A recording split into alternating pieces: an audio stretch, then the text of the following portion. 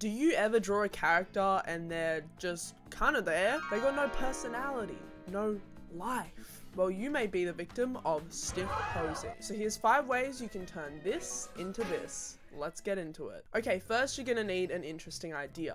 This allows you to have a bit of purpose when doing the rest of the things I'm going to be talking about in this video. So get that big juicy brain into gear. The way I personally come up with ideas for my artwork is by thinking of an object that I want my characters to be interacting with. I then try to consider the personalities of the characters and how they would react to the object. So this particular method of choosing a concept is especially exciting if you have OCs. Everyone's brain works in a different, beautiful way. So, try and do your own thing for this section. Just as long as you get that delicious morsel of concept by the end. Gesture drawing is all about capturing the movement of a pose using loose, purposeful marks.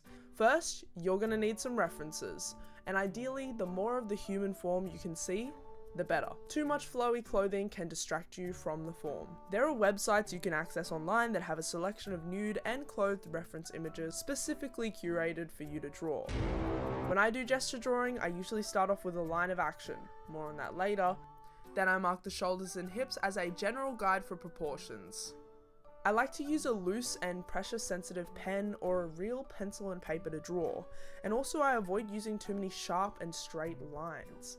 Gesture drawing is about capturing the movement and expression of the pose, so instead use a healthy dose of C and S-shaped lines too. The line of action! It's your best friend when you're creating dynamic poses. A great way to start drawing the line of action is to draw the longest unbroken line through a pose, usually trying to keep the line as C-shaped as possible. Some poses can also be broken up into 2 lines of action, but nothing more than that. Let's not try and overcomplicate things here.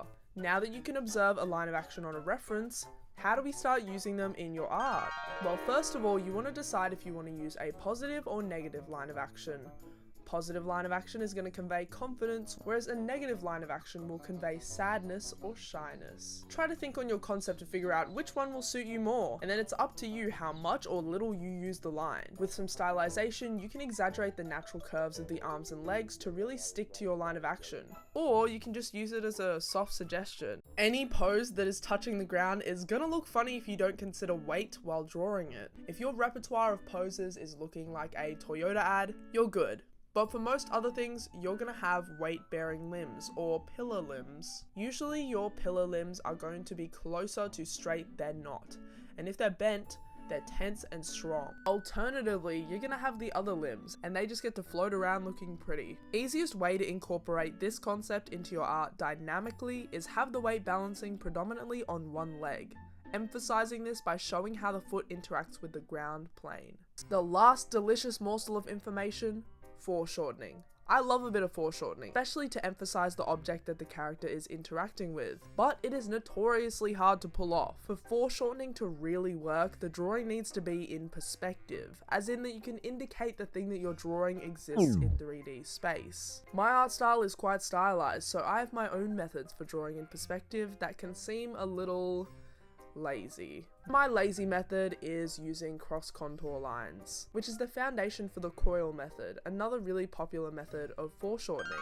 So with foreshortening, a lot of the muck is that the limb has no dimension. It's flat. You can't imagine it moving around in 3D space, so it looks a little awkward, a little short. But by using cross contour lines, you can kind of suggest the 3D form of the object, and suddenly it's look and sound, 4K HD baby. So that's a few pointers on how you draw dynamic poses.